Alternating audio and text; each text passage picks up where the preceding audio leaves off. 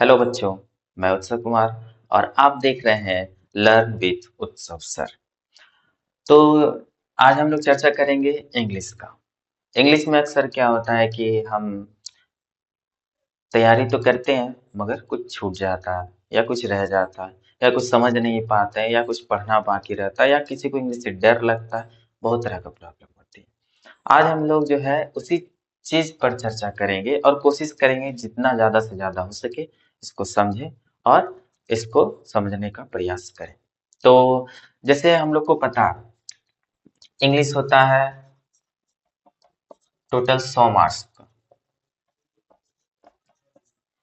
English 100 marks का होता है जिसमें से हमको पता है कि 20 मार्क्स जो है सीधा सीधा आ जा रहा है किससे? प्रैक्टिकल से। किससे आ जा रहा है? प्रैक्टिकल से। यानी हम लोग को तैयारी करना है 80 मार्क्स का। कितना का तैयारी करना है? 80 मार्क्स का। इसमें भी क्या होता है कि 30 मार्क्स जो रहता है वो रहता है ऑब्जेक्टिव। ऑब्जेक्टिव क्वेश्चन रहता है 30 मार्क्स, यानी 30 क्वेश्चन ऐसे रहेंगे जो आपके ऑब्जेक्टिव रहेंगे, यानी मल्टीपल चॉइस क्वेश्चन। इसके अंदर क्या आ सकता है? 4 ऑप्शन है जिसमें से कोई एक ऑप्शन सही होगा, उसका आंसर देना है। अब इसमें से अगर हम 80 में से भी 30 हटा देते हैं तो तैयारी करने के लिए बचता है 50 मार्क्स। ये 50 मार्क्स जो बचता है इसके अंदर हमें क्या क्या तैयारी करना है, क्या चीज पढ़ना है, क्या क्वेश्चन पढ़ना है, कौन सा ग्रामर पढ़ना है, ये सभी चीज का जानकारी हमें सिर्फ ये 50 मार्क्स के अंदर होना चाहिए, जिसे हम सब्जेक्टिव भी कह सकते हैं। क्या कह सकते हैं? सब्जेक्टिव। तो आज हम लोग जो मेन चर्चा करेंगे ये 50 मार्क्स के लिए करेंगे, यानी सब्जेक्टिव। तो आज हम लोग 50 मार्क्स के लिए चर्चा करेंगे, तो आइए समझते हैं। सबसे पहले क्लियर हो गया कि 20 नंबर प्रैक्टिकल है और 30 नंबर जो है हमारा ऑब्जेक्टिव है। अब जैसे हम 50 मार्क्स का देखते हैं टोटल क्या क्या आता है इसी के अंदर। इंग्लिश का 50 मार्क्स, आधा तो टेंशन खत्म हो गया। अब आधा में क्या है? सबसे पहले पैसेज। जैसे कि हिंदी में भी सेम प्रोसेस रहता है, तो पैसेज यानी गद्यांश। ये जो आपका रहेगा ये टोटल 12 नंबर का रहेगा। कितने नंबर का रहेगा? 12 मार्क्स का, जिसमें 6-7 लाइन लिखा हुआ रहेगा। एक कहानी है, उसके अंदर से क्वेश्चन पूछा रहेगा। हो सकता है उसके अंदर कुछ ग्रामर भी रहता है, 1-2 नंबर का ग्रामर रहेगा, पूछ सकता है, जिसमें से आपका 8 क्वेश्चन पूछता है, जिसमें से 6 क्वेश्चन का आपको जवाब देना है। और प्रत्येक क्वेश्चन जो है 2-2 नंबर का होगा। याद रखिएगा, टोटल 1 से 52 क्वेश्चन पूछता है। 52 नंबर तक का क्वेश्चन पूछता है। यानी टोटल क्वेश्चन अब कितना रहेगा? यानी टोटल क्वेश्चन पूछेगा 52।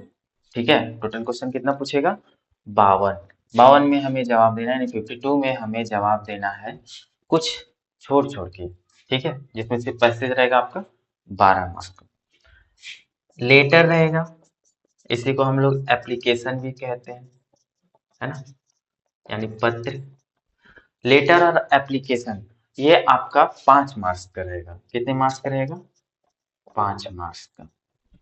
तो पता चल गया, पैसेज है 12 मार्क्स का, लेटर या एप्लीकेशन है वो आपका रहेगा 5 मार्क्स का।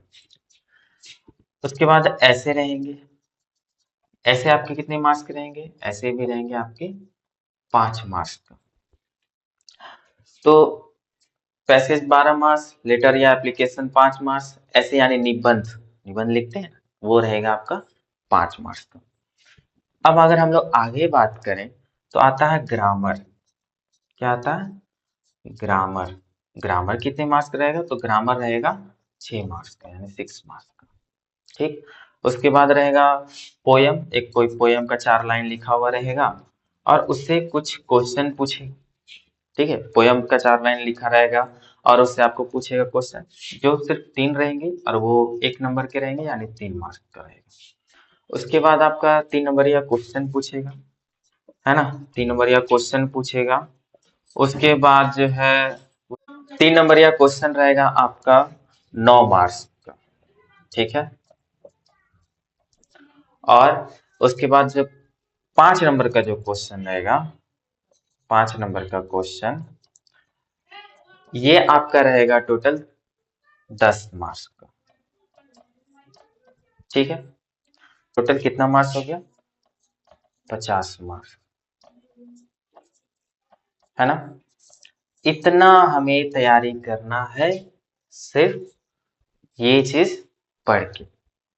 अब इन सभी चीजों को पढ़ करके, जिसमें पैसेज 12 मार्क्स का, लेटर या एप्लीकेशन पढ़ना है, ऐसे पढ़ना है, ग्रामर पढ़ना है, बुक का पोयम पढ़ना है, 3 नंबर या क्वेश्चन और 5 नंबर या क्वेश्चन हमें पढ़ना है, यानी टोटल तैयारी करना है 50 मार्क्स का, है ना?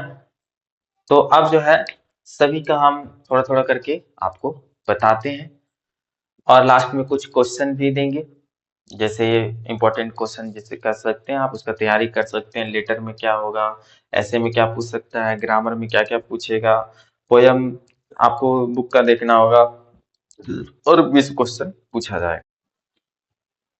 तो हम लोग तैयारी करेंगे टोटल 50 मार्क्स का, जैसा कि मैंने पहले बता चुका हूँ। पैसेज रहेगा टोटल 12 मार्क्स का, लेटर एप्लीकेशन 5 मार्क्स का। तो हम लोग इसको ऐसे समझ सकते हैं कि 5 मार्क्स में क्या क्या क्वेश्चन आ सकता है। तो 5 मार्क्स में देख सकते हैं कि 2 एप्लीकेशन या लेटर अलग लिख करके रखे हैं। Write a letter to your younger brother describing him the importance of time. आप अपने भाई के पास पत्र लिख सकते हैं, अपने टाइम को महत्व बताते हुए। अगला है write an application to your principal for providing computer learning facility, जो आपका 5 नंबर का होने वाला है। ये दोनों को तैयारी कर लेना है, हो सकता है इसमें से कोई एक एग्जाम में आ जाए। अगला जो क्वेश्चन रहने वाला है वो ऐसे होने वाला है। तो ऐसे जो रहेगा टोटल आपका वो 5 नंबर का होगा, कोई एक ऐसे। तो 5 ऐसे चुने हैं, जैसे my hobby, student life, your aim in life, work is worship, the season you like most. इन 5 को तैयार कर लेना है। इनमें से कोई 2 3 पूछा जाएगा, जिसमें से आप किसी एक को बता सकते हैं, जो तकरीबन 100 वर्ड्स होने चाहिए। लेटर जो रहेंगे वो भी 100 वर्ड के आसपास होने चाहिए। और ये हो गया 5 नंबर का आपका लेटर या एप्लीकेशन में। ऐसे हो गया 5 नंबर का, आप नोट करते चलेंगे। लेटर का write a letter to your younger brother describing him the importance of time. अगला है write an application to your principal for providing computer learning facility. ऐसे में बात करेंगे तो 5 ऐसे हैं: my hobby, student life, your aim in life, work is worship, the season you like most. अगला जो हमारा टारगेट रहेगा उसमें आता है ग्रामर। ग्रामर टोटल 6 नंबर का पूछेगा। 6 नंबर में ग्रामर में क्या क्या रहेगा? तो पहला है रिमूव टू, उसके बाद हम लोग देख सकते हैं into adjective sentence, models, direct indirect speech और वॉइस।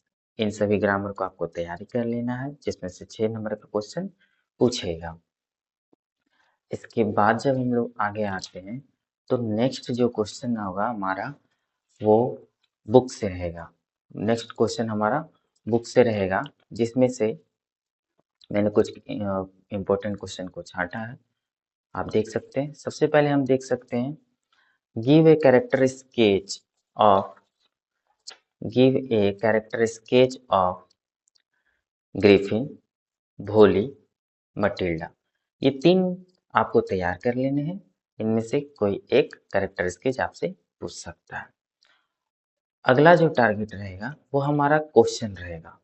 जो क्वेश्चन हमारे रहेंगे वो कुछ अलग अलग हो सकते हैं, जिनमें आगे हम पढ़ते हैं। इंपॉर्टेंट क्वेश्चन में, why did Lencho write a letter to God. अगर हम इसका हिंदी समझेंगे तो लेंचो ने भगवान को पत्र क्यों लिखा। अगर आपने सही से बुक पढ़ा होगा, लेसन पढ़ा होगा, तो आपको पता होगा कि लेंचो ने भगवान को पत्र क्यों लिखा। लेंचो एक पहाड़ी पर खेती करता है, और किसी बड़ी बरसात के कारण उसका पूरा को पूरा फील्ड जो होता है बर्बाद हो जाता है। इसलिए वो गॉड को पत्र लिखता है जिससे कि भगवान उसकी सहायता करें। अगला क्वेश्चन है, how is bread an important part of gone life? रोटी कैसी है और बीते जीवन का अहम हिस्सा यह कैसे है, इसे बताना है। अगला क्वेश्चन हम देखते हैं, Griffin was rather A lawless person, comment. Griffin अराजक व्यक्ति था, टिप्पणी करें। अराजक मतलब क्या होता है? न्याय के विरुद्ध।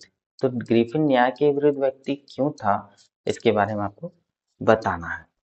अगला क्वेश्चन है, why is Bholi's father worried about हर?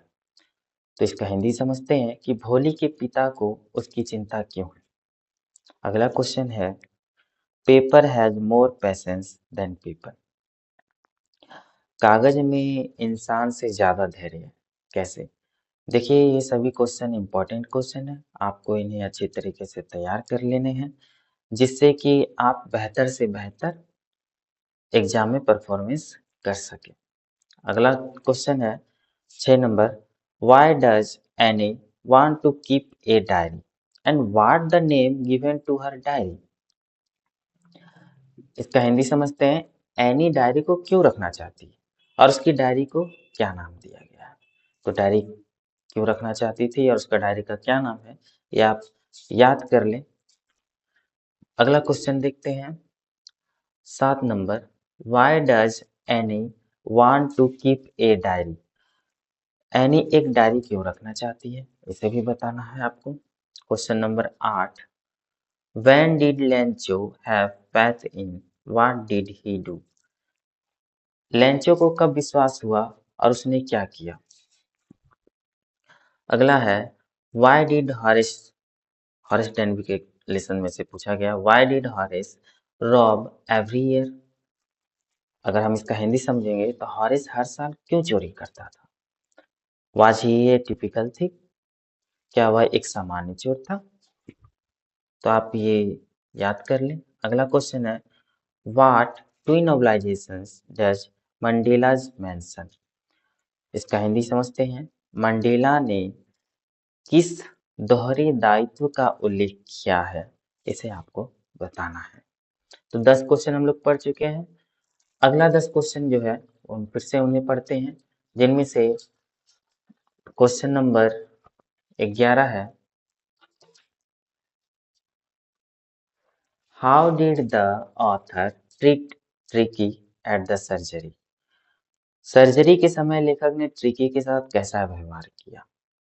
अगला क्वेश्चन है, वेयर इज कुर्ग? कुर्ग कहाँ है? What is the main crop of Coorg?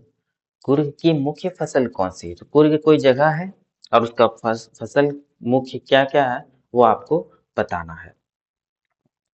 अगला है, हाउ डिड अजबल गेट रीड ऑफ मैक्स?